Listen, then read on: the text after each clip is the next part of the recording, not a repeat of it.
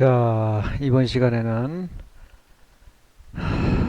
논술 강의 왕비결 행하나 원패스 우리 행정사님이 강의하는 내용입니다.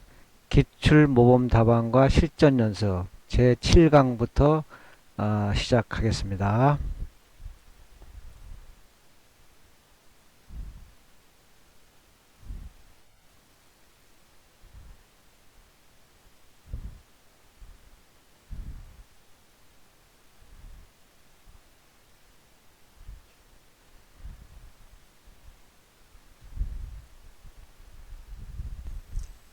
여러분 안녕하세요. 반갑습니다. 김혜령 교수입니다. 논술 왕비결 7번째 강의 시작하도록 하겠습니다. 예, 이번 시간부터는요. 잘 들으시면 됩니다. 모범 답안과 실전 연습을 하게 됩니다.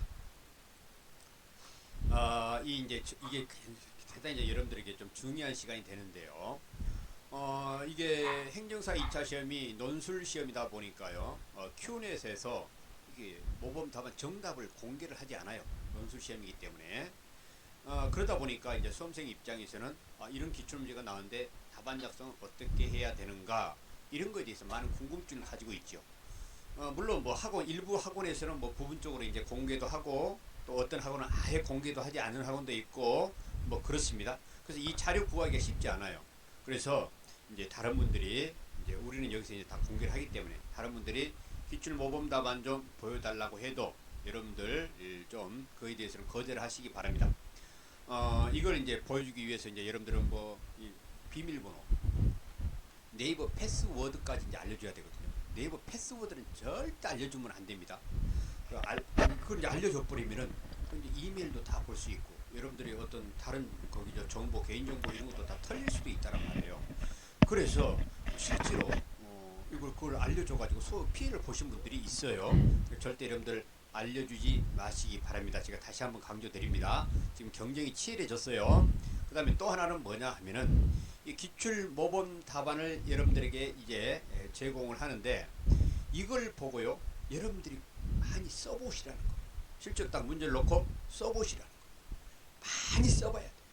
써봐야 문제점을 할 때는 이렇게 문제 제기를 이렇게 하고 본론 이렇게 쓰고 결론을 이렇게 쓰는구나. 이게 막 지겹도록 써봐야 이게 자신감이 붙어요. 익숙해지고 자신감이 붙어요. 실제로 그래요. 제가 해보니까 그러는 거예요. 근데 만약에 써보지 않고 눈티기로만 쭉 읽어보고 어쩌게 하잖아요. 시험장에 가서 막상 쓰려면은 눈앞이 캄캄해갖고 써지지를 않는다는 거예요. 그래서 여러분들이 만약에 2차 시험 합격을 원한다?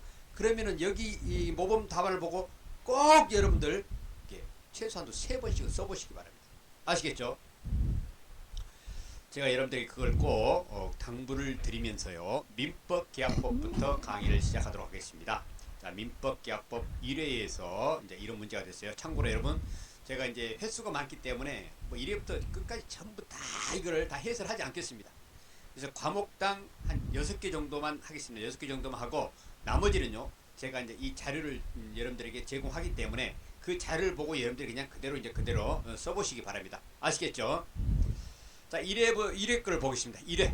갑은 자신이 소유하는 X 부동산을 을에게 팔면서 을의 편의를 위하여 매매대금을 지급받지 않은 상태에서 X 부동산의 소유권 등기를 을에게 이전하였네요. 네.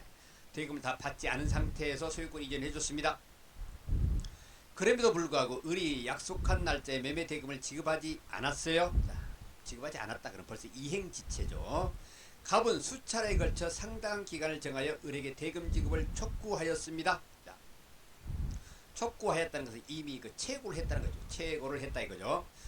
여전히 을은 갑에게 대금을 지급하지 않고 있다. 이에 갑이 을과의 매매 계약을 해제한다는 통지를 한 경우, 자, 채고를 한 경우 그 효과에 관하여 논술하시오 이게 돼 있는데 여러분 이걸 보니까 뭐에 대해서 쓰라는 거예요? 우리가 이제 총론에서 이제 6가지 중요한 주제 중에서 마지막에 해제와 해지가 있는데 해제의 효과에 관해서 이제 쓰라는 것이죠. 그래서 우리가 해제를 할 경우에는 이제 이행지체에 걸렸다 그러면은 바로 해제가 되는 것이 아니라 상대방에게 채고를 하지. 언제까지 하시오. 근데 채고를 했는데도 그 기간까지 이 사람이 이행을 하지 않는다. 그러면 그때 해제권이 발생이 되는 거예요. 그러면 해제권이 발생됐으면 그 다음에는 의사 표시를 했을 때에 이제 실질적으로 해제가 되는 것이죠. 아시겠죠? 그래서 그러한 것을 여러분들이 염두에 두면서 이걸 이제 쓰시면 되는데, 그러면 여기서 이제 제가 하나 물어보겠습니다. 여기서 논점은 뭐예요, 여러분들? 논점이 뭡니까? 뭐에 대해서 써야 됩니까? 그거는요, 계약의 해제의 효과에 대해서 쓰면 되겠죠. 계약의 해제에 대해서. 그래서 제가 이제 이거를 해설해 나가는데요. 어디에 중점을 두면서 해설을 하냐 하면은, 자, 문제점, 자, 1번 문제점 쓰고, 그 다음에 2번은 이제 논점을 쓰는데, 여기서 해제의 효과에 대해서 써야 되겠죠. 자, 해제의 효과 쓰고, 3번은 이제 결론 또는 사안의 해결, 뭐 이렇게 해가지고 이렇게 쓰는 겁니다. 그러면은 이미 이 뭡니까? 이 논점에 관해서는 제가 이제 여러분들에게 핵심 서브 노트를 제공해가지고 여러분들의 머릿속에 이제 대부분 암기가 되어 있거든요. 그래서 이거에 관해서는 제가 해설하지 않습니다. 이것까지 다 뭐 동시행 항변권이 어떻고 손해배상 청구권이 어떻고 이것까지 해설하다 보면은 수십 가지 수백 가지가 될 수도 있다는 거예요. 그렇게 되어버리면 지금 시간이 지금 때가 어느 텐데 곧 있으면 2차 시험이 멀지 않았는데 그렇게 막 강의 많이 들어갔고 시간 낭비해버리면 되겠습니까? 안 되죠. 그래서 그건 안 하고 여기서 이제 여러분들에게 주로 하는 것은 뭐냐 하면은, 자, 문제점은 이렇게 써라. 논점은 암기한 거 쓰고, 그 다음에 결론을 이렇게 써라. 이런 것만 제가 알려드린다는 거예요. 아시겠죠? 그래서 이 논점에 해당되는 이 본론 파트에 대해서는 제가 해설을 하지 않습니다. 자, 그러면은 이 같은 경우에 문제점은 어떻게 쓰느냐 하면은요, 사안은 각과 을의 부동산 매매 계약에서 매수인 을이 이행지체를 한 경우로, 그렇죠? 이행을 하지 않았으니까 이행지체 걸렸죠? 그래서 갑의 해제 통지가 어떤 효과를 가져왔는지가 문제된다. 이게요, 두 줄도 안 돼요. 근데 두 줄도 되지 않는데 처음에 이걸 쓰려면 이것도 깝깝한 거, 이게 안 되는 거예요. 왜냐하면 우리나라 사람들 논술 시험을 거의 다 본 적이 거의 없잖아요. 이런 것도 힘들다는 거예요. 그런데 여러분들이 이제, 그래서 여러분들에게 많이 써보랍니다. 이래부터 쫙 다 써보시라는 거예요. 쓰다 보면은요, 이 문제점 제기하는 것은 아무것도 아닙니다. 진짜 아무것도 아니에요. 그만큼 익숙해지고 그만큼 여러분들이 이제 거기 이제 뭡니까, 논술에 대해서 실력이 닦여져 있다는 거예요. 그래서 문제점을 쓸 때는 이런 식으로 써도 되고, 그렇지 않은 경우에 좀 문제점 쓰기가 곤란하다 그러면은 이렇게 쓰시면 됩니다. 자, 각과 을의 매매 계약을 해제한다는 통지를 한 경우 그 효과가 문제된다, 이렇게 쓰셔도 돼요, 여러분들. 아시겠죠? 그래서 이 문제점은 배점이 그렇게 많지 않기 때문에 이렇게 간단하게 쓰시기 바랍니다. 자, 그리고 이제 여기에서는 이 출제자가 참 착하신 분이었어요. 그 효과, 해제 효과죠. 쓰라고 했으니까 이대로 이제 여러분들이 암기된 내용을 여기다가 딱 가운데다 본론 파트에다 딱 집어넣고, 암기한 걸 집어넣고, 그 다음에 결론은 어떻게 내리냐?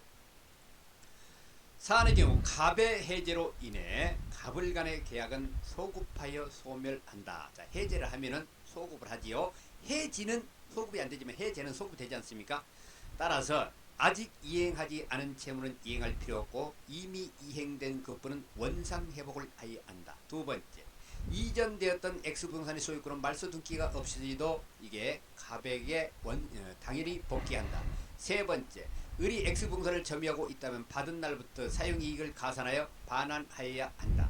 네 번째, 계약의 해제는 손해배상의 청구에 영향을 미치지 아니하므로 갑은 을의 이행지체를 이유로 손해가 발생한 경우 손해배상을 청구할 수 있다 해놓고 옆에다가 끝 하면 되는 거예요.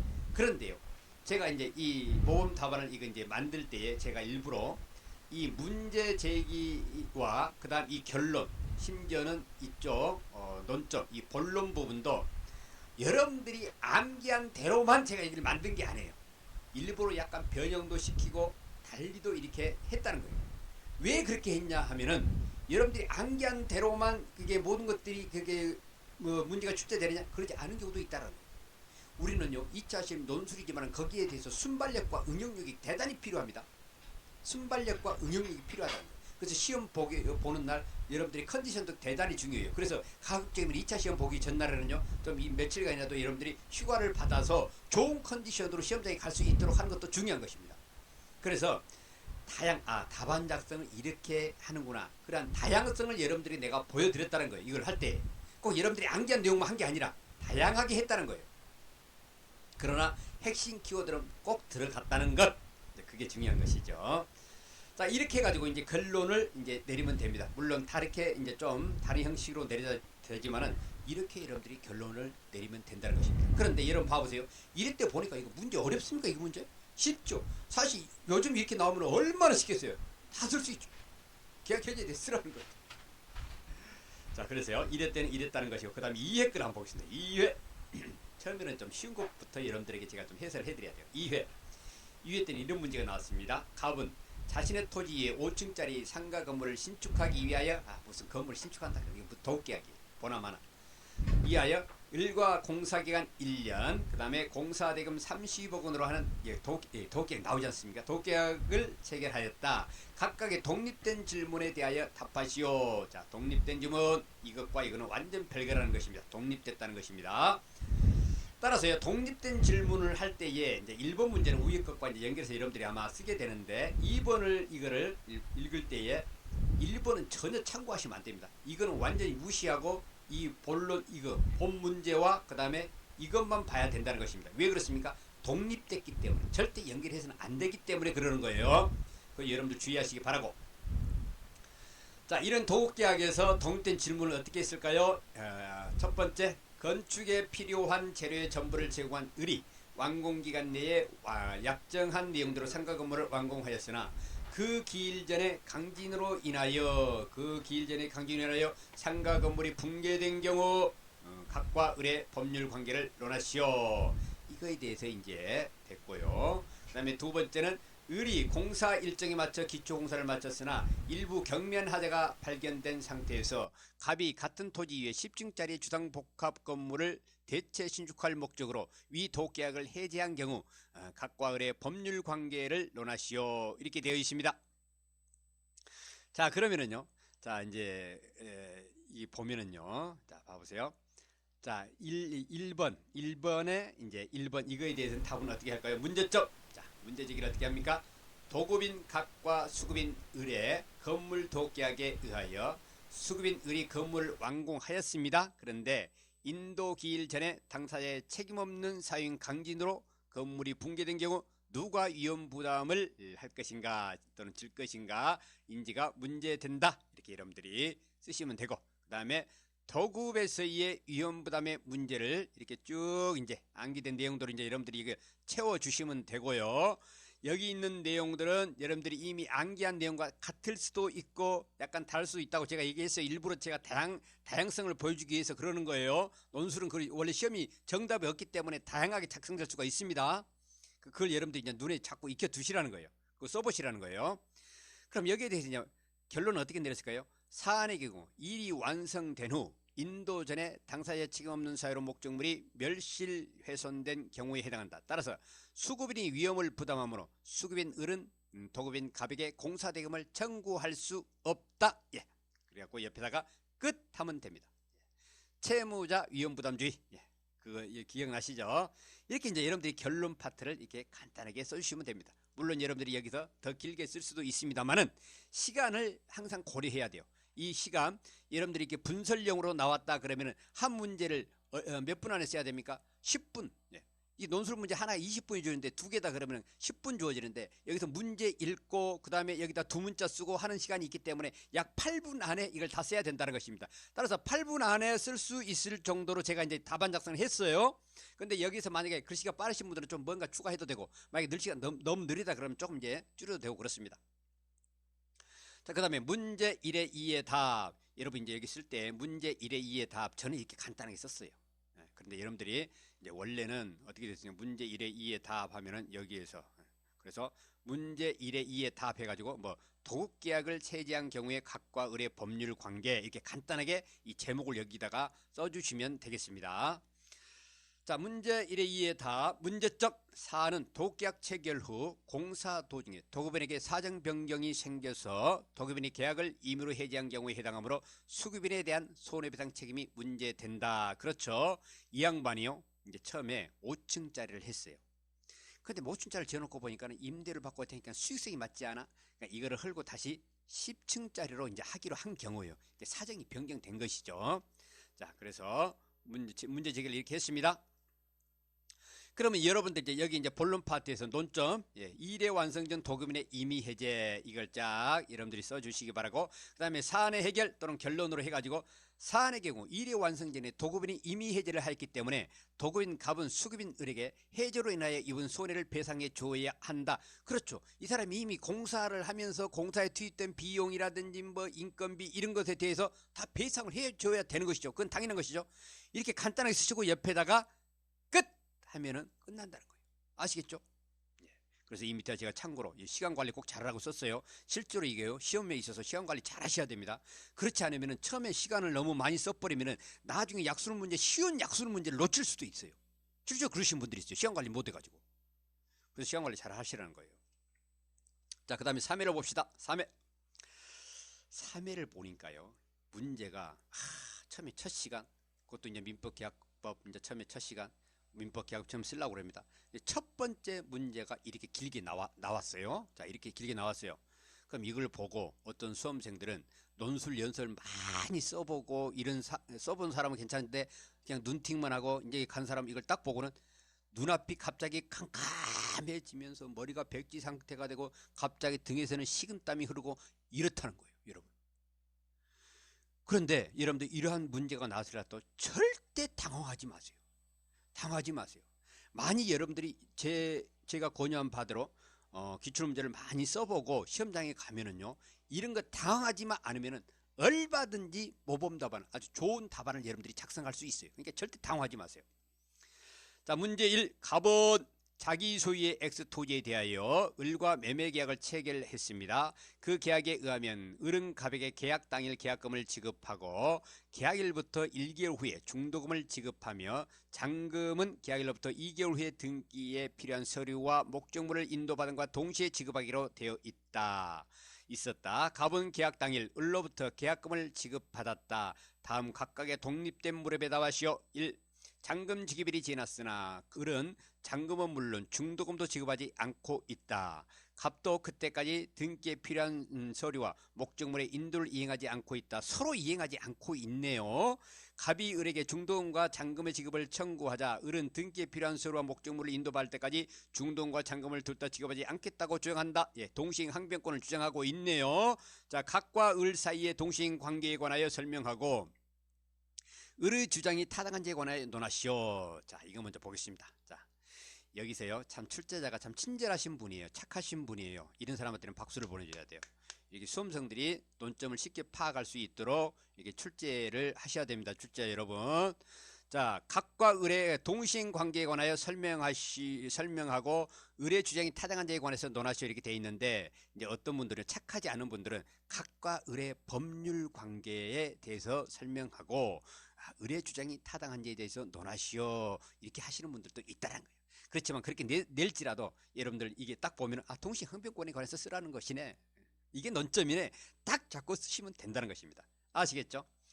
자, 그 다음에 이제 두 번째 문제도 한번 볼까요? 을은 갑에게 중도금과 잔금을 약정한 기일에 지급하였어요. 그런데 갑은 등기에 필요한 서류와 목적물의 인도를 미루다가 잔금을 수령한 날부터 3개월 후에 그 의무를 이행하였네요. 소유권 이전 등기 의무를 이때 3개월 후에 했다는 것입니다. 그래서 을은 갑에 대하여 매매대금 전액에 대한 상결관의 이자 및 엑스토에 대한 상결관의 차임 상당 손해배상을 청구하였다.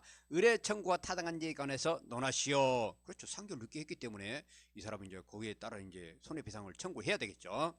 자, 이런 문제입니다. 자, 그러면은 물음 1부터 보겠습니다. 물음 1의 1. 문제 1의 물음 1의 답. 문제점. 사안의 경우 잔금 지급일이 지났으나 매수인 을은 잔금은 물론 중도금도 지급하지 않았고 매도인 갑도 그때까지 등기에 필요한 서류와 목적물의 인도를 이행하지 않고 있는 상태이다. 이 경우에도 양자 간의 동시행 관계가 유지될 수 있는지가 문제된다. 이렇게 하시면 됩니다. 아까 조금 전에도 말씀드렸듯이 처음에는 어떻게 내가 이거 쓸 수 있을까 이렇게 이제 하시는데, 여러분들이 자꾸 써보다 보면은요, 나중에는 그냥 착착착 쓰기 된다니까요. 안 써봐서 이게 내가 과연 이렇게 쓸 수 있을까 이런 고민이 되는 거예요. 써보면은, 자꾸 쓰다 보면은, 여러분 이거 써보죠. 그 다음에 행정 절차는 써보죠. 그 다음에 행정사 실무법 다 써보죠. 그 쓰다 보면은 나중에는 아주 익숙합니다. 착착착 쓰게 됩니다. 그래서 많이 써봐야 돼요. 자, 문제점 이렇게 쓰시고 동시행항변권 여러분들 머릿속에 담겨 있죠? 대변인 연이상소 쫙 그런 거 내용들 쫙 써주시고 문제 해결. 매수인 을은 중도금과 잔금 지급일이 지나도록 지급하지 않았고 값도 등기에 필요한 서류의 목적물의 인도 의무를 이행하지 않았다. 따라서 매수인 을의 중도금 및 이에 대한 지급일 다음부터 잔금 지급일까지의 지연 손해금과 잔금의 지급 채무는 매도인 갑의 소유권이 이전 등기 의무와 특별한 사정이 없는 동시행 관계에 있다. 따라서 동시행을 요구한 을의 주장은 타당하다. 해놓고 옆에다가 끝 이렇게 하시면 되겠습니다. 아시겠죠? 예.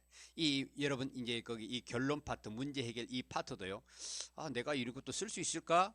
이렇게 이제 고민되시는데 안 써봐서 그런 고민이 되는 거예요. 자꾸 써보면 나중에 술술술 여러분들 쉽게 쓸 수 있어요. 자, 그다음에 물음 2의 답에 또 보겠습니다. 문제점.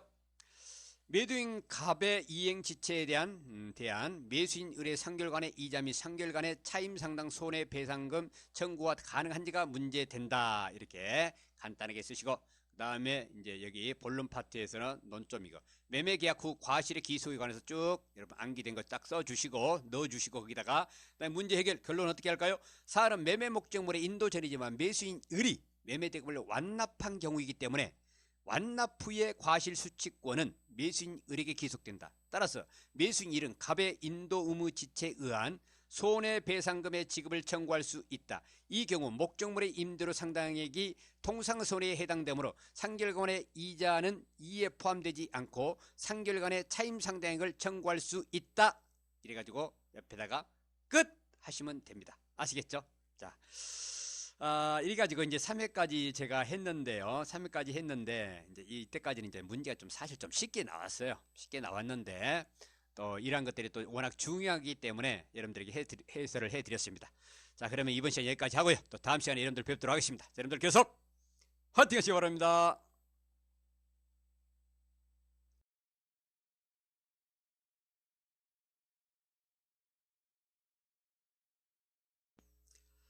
여러분 안녕하세요. 반갑습니다. 김현웅 교수입니다. 논술 왕비결.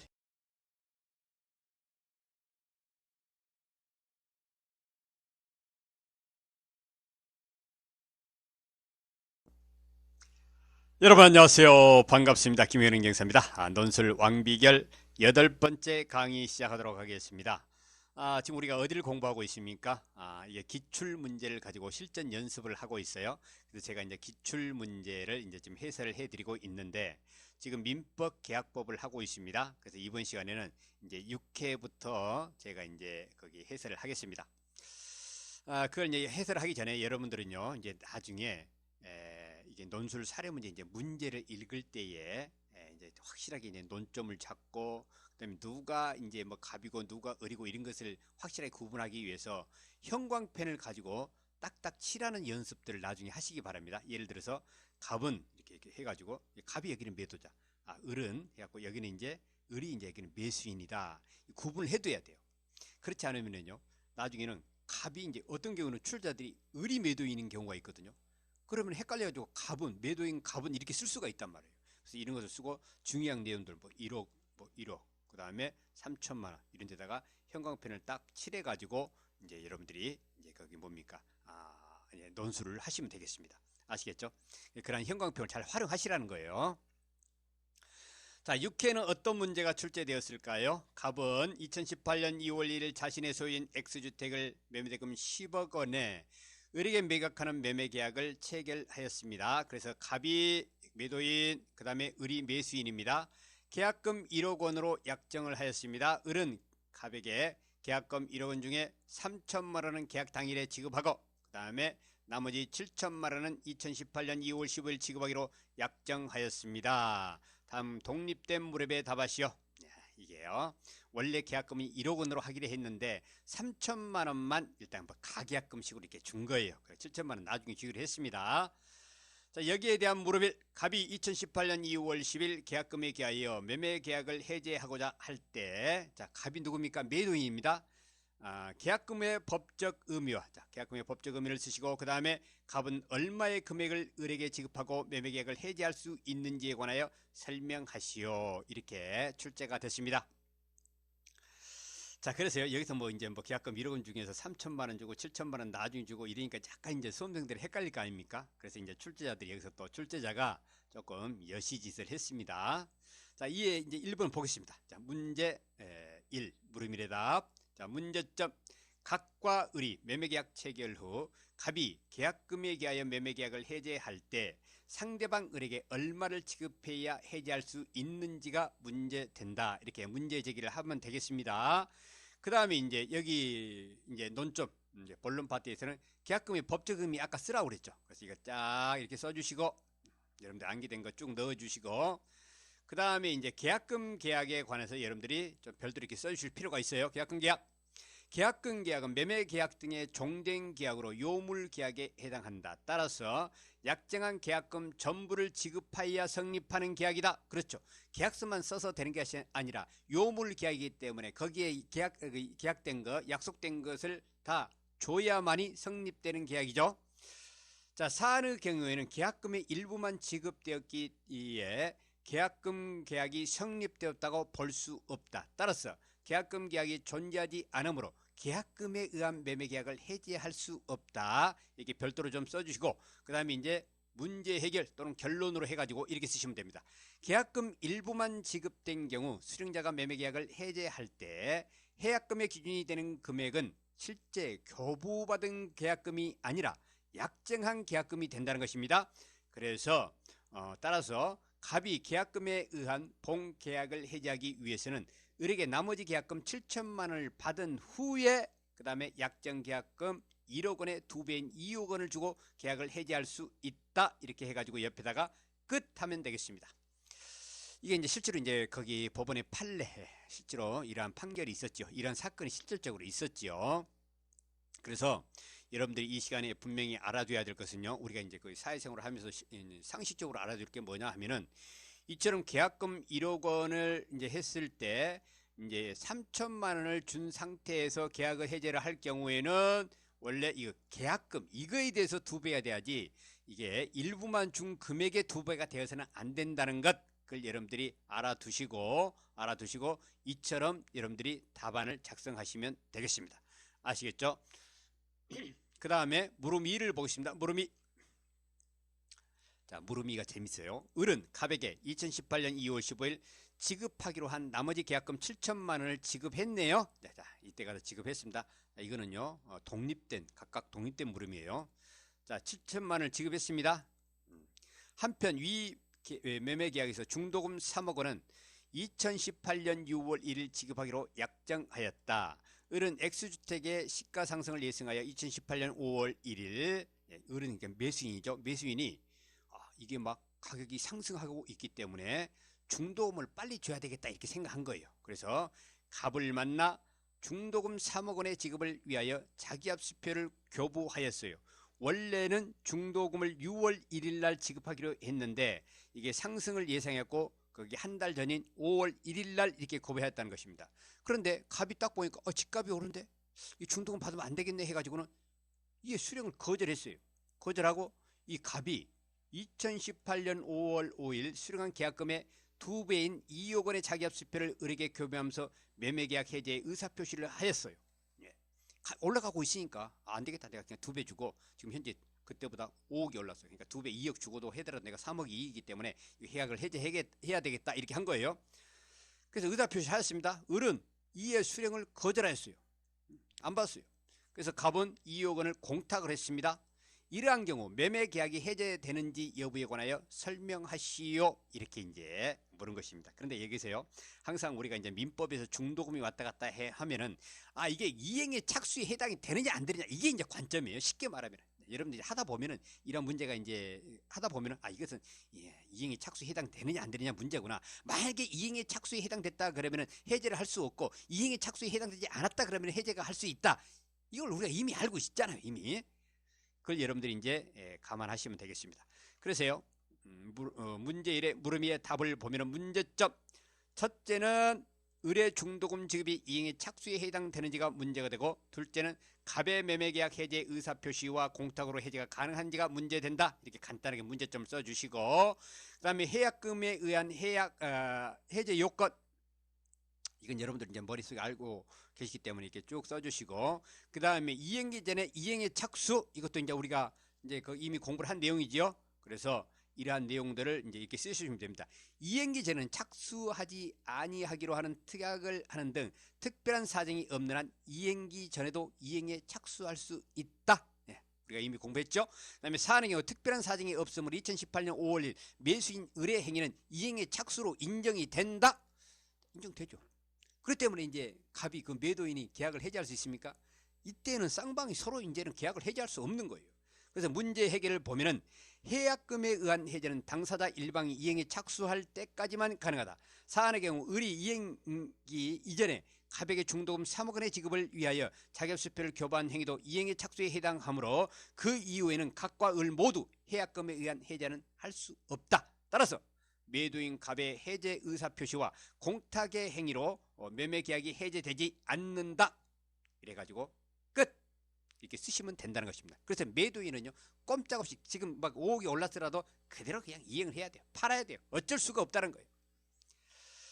자, 이래서요, 이거는 이제 사실 이제 뭐 조금 헷갈리기는 됐어요. 뭐 3천만 원 거기 계약금을 3천만 원, 1억 중에서 3천만 원 지급했다. 그리고 이제 중간에 뭐 이제 서로 이제 계약을 해지하려고 했다. 좀 헷갈림이 있는데 결국 이행의 착수에 해당되는 문제가 있어가지고 결국은 이제 계약을 해지할 수 없다. 이렇게 이제 결론이 나는 것이죠. 알고 보면 쉬운 것인데 조금 헷갈릴 수 있는 그런 문제였습니다. 자, 이렇게 하시고요. 그 다음에 7회 갑시다. 7회. 자, 7회. 7회는 어떤 문제가 나왔을까요? 을은 교육관을 건립하기로 하고 그 건립 방법에 관하여 5인가량의 설계사를 선정하여 건물에 대한 설계 시안 작성을 의뢰한 후 그 중에서 최종적으로 일개 시안을 선정한 다음 그 선정된 설계사와 교육관에 대한 설계 계약을 체결하기로 하였다. 예.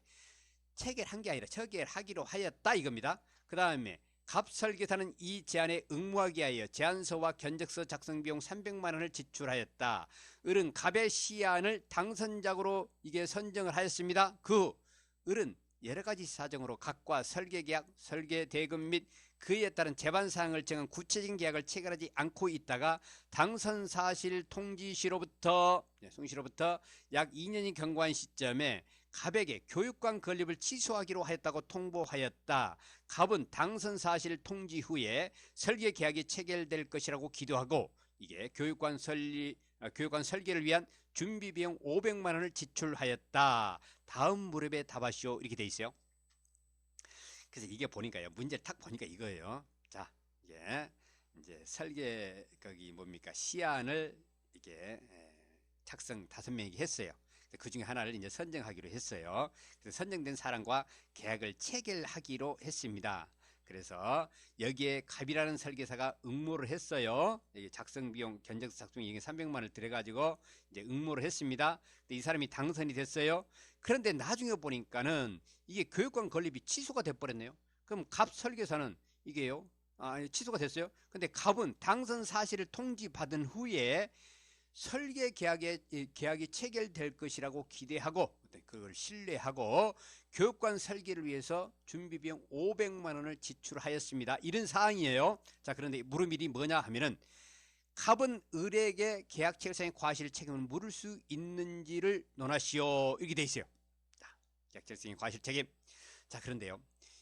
이 출제자가 계약 체결상의 과실 책임이라고 친절하게 넣어 주었는데 봐보세요. 계약 체결상의 과실 책임을 묻기 위해서는 반드시 계약이 체결돼야 되는데 이 사례에서 보면은 계약을 체결하지 않고 있다가 여기다 밑줄 쫙 그어 놓으세요. 여러분, 아직 체결하지 않았어요. 체결하지 않고 있다가 나중에 취소하기로 이게 통보를 한 거예요. 따라서 이게 계약 체결상의 과실 책임을 묻기 위해서는 기본적으로 계약서가 체결돼야 되는데 계약서가 써졌어야 되는데 서로 당사자 간에 계약이 체결되지 않았기 때문에 계약 체결상의 과실 책임을 물을 수가 없는 것이죠. 아시겠죠? 그걸 여러분들이 기억하시기 바라고, 물음 2를 보면은요, 갑이 을에게 청구할 수 있는 손해배상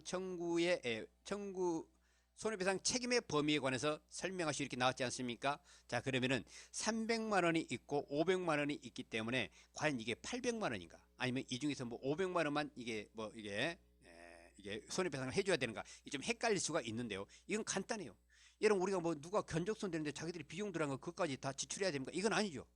5명이 다 이게 300만 원씩 이게 견적서 이게 하는데 300만 원씩 들었어요. 이런 것은 자기들이 그냥 스스로 알아서 하는 거기 때문에 이거에 대해서 손해배상 할 필요가 없는 것이죠. 대신 이 사람이 이제 당선이 된 다음에 당선이 됐습니다. 선정이 되었습니다.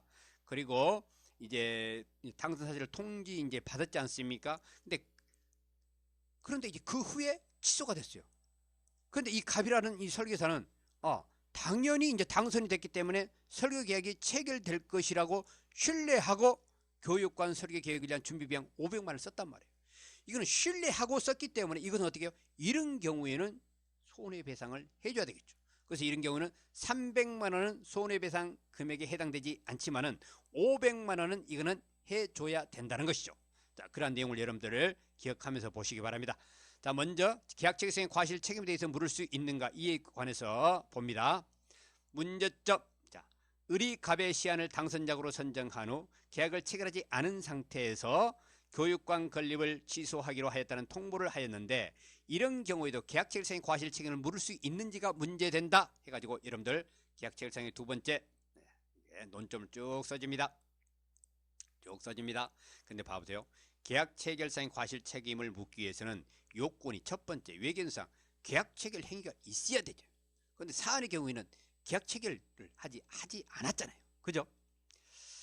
자, 그래서요. 이러한 효과, 이 효과도 있고, 그 다음에 사안의 경우 보겠습니다. 사안의 경우 원시적 불능에 해당하지 않으며 계약도 체결되지 않았음이 분명하다. 따라서 계약 체결상의 과실 책임의 요건을 갖추지 못하였다. 그래서 문제 해결. 사안의 경우 계약 체결상의 과실 책임의 요건을 갖추지 못하였으므로 계약 체결상의 과실 책임을 물을 수 없고 당연하죠. 체결이 되지 않았기 때문에 물을 수 없죠. 을의 행위가 계약 교섭을 부당하게 중독 파기하여 갑에게 손해를 입힌 불법행위에 해당하므로, 자, 불법행위라는 게 뭐예요? 부당하게 다른 사람에게 손을 입힌 게 불법행위죠. 해당하므로 피해자 갑은 을에게 손해배상 책임을 물을 수 있다 해가지고 끝하면 된다는 것입니다. 아시겠죠? 자, 그 다음에 2의 답을 보겠습니다. 물음이의 답. 물음이가 뭐였어요, 여러분? 이게 보면은 갑이 을에게 청구할 수 있는 손해배상 책임의 범위에 관해서 이제 설명하시오 그랬습니다. 범위. 자, 물음이. 문제점. 사안의 경우 갑이 총 지출한 비용은 800만 원인데 이 중에서 얼마의 금액이 손해배상 책임의 범위에 해당되는지가 문제된다. 이렇게 간단하게 써주시고, 그 다음에 손해배상의 이 범위, 이거 여러분들 이렇게 쭉 써주시고, 자, 문제 해결.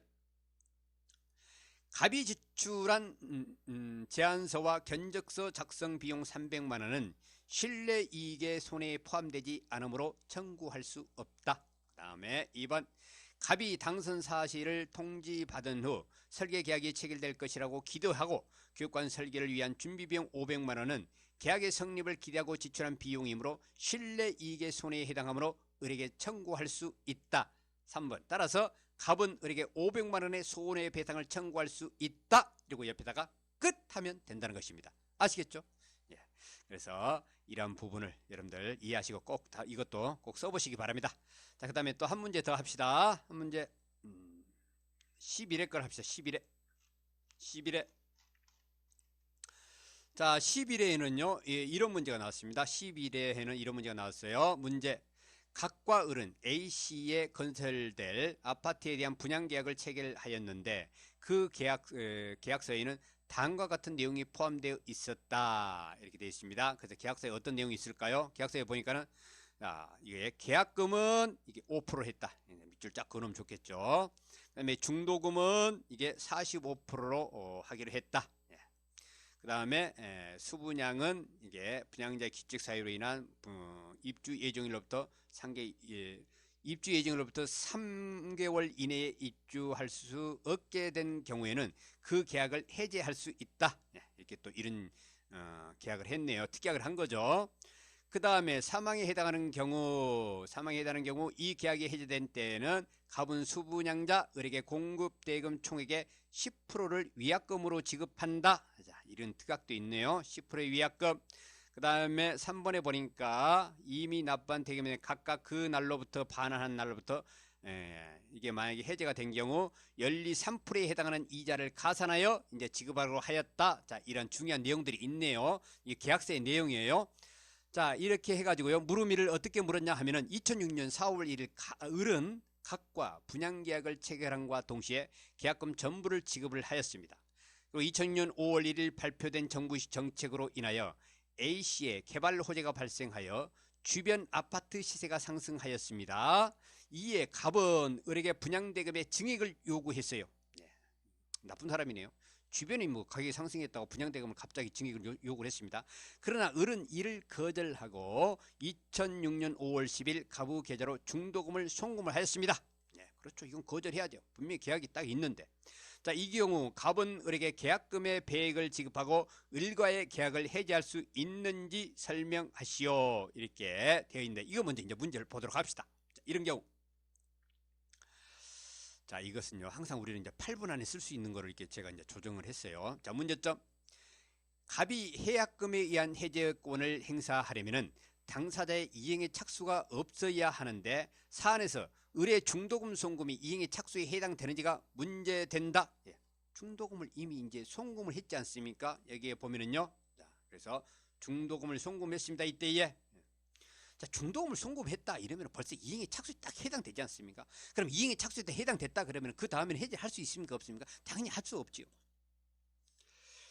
자, 그래서요, 이 해약금에 의한 해제 이 내용을 써주시고, 그 다음에 이행의 착수. 자, 이거에 대해서 이제 우리가 이제 암기된 내용들이 있죠. 이걸 이제 쭉 이렇게 써주시면 됩니다. 이행 기전에 이행의 착수도 가능하다는 뜻이고요. 그 다음에 판례. 판례가, 자, 이런 내용들이 있습니다. 이건 여러분들이 이제 읽어보시기 바라고. 결론을 보면은, 갑은 을에게 계약금액의 배액을 지급하고 을과의 계약을 해제할 수 없다. 비록 을이 이행기 전에 중도금을 송금하였으나 이 역시 이행의 착수에 해당하기 때문에 그렇다는 거예요. 그리고 이 옆에다가 끝하면 되는 것입니다. 그죠? 이거는 우리가 이제 이런 문제가 나왔을 때는 이게 이행의 착수에 해당되는 중도금이 건네졌다? 그럼 이행의 착수에 해당된다. 따라서 이것은 계약을 해제할 수 없다. 이 결론을 우리가 이미 알고 있기 때문에 이런 문제가 나오면 쉽게 해결할 수가 있는 것이죠. 아시겠죠? 자, 그 다음에 물음 2를 보겠습니다. 을은 갑의 자금난 등으로 인한 공사 지연으로 그 분양계약서상 입주 예정으로부터 3개월 이내에 입주할 수 없게 되었습니다. 3개월 내에 얻게 됐습니다. 이에 수변자 을은 분양계약의 규정에 따라 갑의 기책 사유로 인한 입주 지연을 이유로 그 분양계약을 해제하였으나 갑은 을이 납부한 대금을 반환하지 않고 있지 않다. 반환하고 있지 않다. 을의 해제권 행사가 적법함을 전제로 하여 그 법률 효과에 관하여 설명하시오. 이렇게 돼 있어요. 자, 그러면은 여기서 이제 이게 이제 조금 이거는요. 문제가 조금 수험생들이 헷갈리게 한 것이었습니다. 자, 문제 1의 답 보면은요. 문제점. 갑이 해약금에 의한 해제권을 행사하려면은 당사자의 이행에 착수가 없어야 이건 문제 1은 이거 했잖아요. 2를 봐야죠. 2를. 자, 물음 2의 답 이걸 봐야 되겠죠. 자, 문제점. 을의 해제권 행사가 적법함에 따라 해제 효과가 어떠한지가 문제되는 것이죠. 예. 적법하게 해제가 됐으면은 어때요? 그러면은 과연 해제 효과가 어떻게 되는가? 그러니까 해제 효과에 대해 이게 이제 논점이 되는 거예요. 그래서 해제 효과는 우리가 이제 서브노트 그걸 이제 참조해서 여러분들 쓰시면 되고요. 여기서 이제 추가적으로 이제 위약금 문제가 나왔어요. 위약금 아까 문제가 나왔죠. 그래서 갑의 기책 사유로 계약이 해제된 경우 공급대금 총액의 10%를 위약금으로 지급하기로 약정하였는데 여기서 위약금은 손해배상의 예정으로 추정된다. 따라서 갑은 위약금 약정에 따라서 을에게 손해가 없더라도 공급대금 총액의 10%의 위약금을 지급해야 한다. 이거는 위에 이제 계약서에 이게 돼 있지 않습니까? 위약금 10%를 이제 하기로 했기 때문에 이거에 대해서 지급을 해야 되는 것이죠. 자, 물음이 다시 다 갑니다. 자, 위약금 10%의 위약금을 지급해야 합니다. 그 다음에 합니다. 여기 위약금을 지급해야 한다 이렇게 해야 되겠죠. 한다. 자, 한다. 그 다음에 4번 반환 의무의 이행 지체로 인한 지연 손해금이 있는데 계약 해제에 따른 원상 회복 의무는 그 반환 청구를 받는 날부터 이행 지체가 성립합니다. 자, 지연 손해 금률에 관하여 별도의 약정이 있으면 그에 따른다. 다만 그 약정 이율이 법정 이율보다 낮은 경우에는 약정 이율에 의하지 아니하고 법정 이율에 의한다. 사안은 3%의 약정 이율이 5%의 법정 이율보다 낮기 때문에 5%의 법정 이율에 따라서 지은 손해금을 산정함이 타당하다 이렇게 돼 있어요. 이게 사실은요, 이제 그런데 이 내용들을 이제 모르시는 분들이 있었을 거예요. 어떠한 거기 우리 계약법이 채권법에 속하는데 채권법에 있어서의 이제 이러한 것들이 있어요. 법정률 3%가 있고 또 이러한 판례들이 있었어요. 법정률 5%. 근데 5%보다 낮게 약정한 경우에는 5%를 적용한다. 이런 것들이 있습니다. 이걸 여러분들이 알아두시기 바라고. 그래서 결론은 이렇게 내립니다. 사안의 경우 의뢰 적법한 해제권 행사로 인해 갑은을에게 공급대금 10%의 위약금을 지급해야 되며 10%의 위약금 지급해야 되죠. 그 다음에 계약 해제에 따른 원상 회복으로서의 이미 지급한 계약금과 중도금을 반환해야 합니다. 그리고 이에 따라서 갑이 지급받은 날로부터 반하여 5%의 이자를 가산하여 반환해야 한다. 이렇게 갖고 옆에다가 끝하면 된다는 것입니다. 그런데 만약에요, 이런 것도 이제 시험에 여러분들 요령인데 이게 3%인지 5%인지 헷갈릴 수가 있거든요. 이런 경우에는요, 그냥 여기다가 결론에서 이게 반날부터까지의 5% 빼고 그냥 이자를 가산하여 반환해야 한다. 이렇게 써도 되는 거예요. 이게 하나의 요령이라는 거예요. 애매할 때는요. 그럼 채점만 이거 점수 안 줄 수가 있습니까? 줘야죠. 만약에 이게 꼭 5%가 그게 중요하다 그러면 마이너스 1점을 하더라도 점수를 많이 주게 돼 있습니다. 그 하나의 요령이죠. 자, 이렇게 해가지고요, 이제 민법, 계약법, 이제 기출 문제 중에 6개를 제가 이제 해드렸습니다. 나머지는요, 여러분들이 이제 거기, 제가 이제 거기 모범 답안을 다 그 여러분들에게 제공하기 때문에 그걸 보면서 직접 한번 꼭 여러분들 써보시기 바랍니다. 자, 그러면 이번 시간 여기까지 하고요. 또 다음 시간에 여러분들 뵙도록 하겠습니다. 자, 여러분들 계속 화이팅 하시기 바랍니다.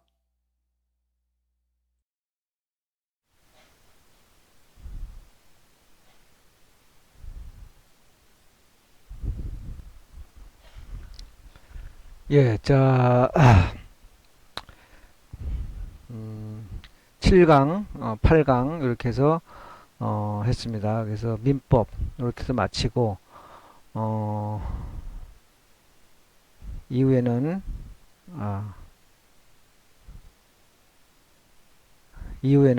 이제 그 행정절차법, 그 다음에 행정사 실무법 이렇게 하는 걸로 이렇게 하겠습니다. 열공하십시오.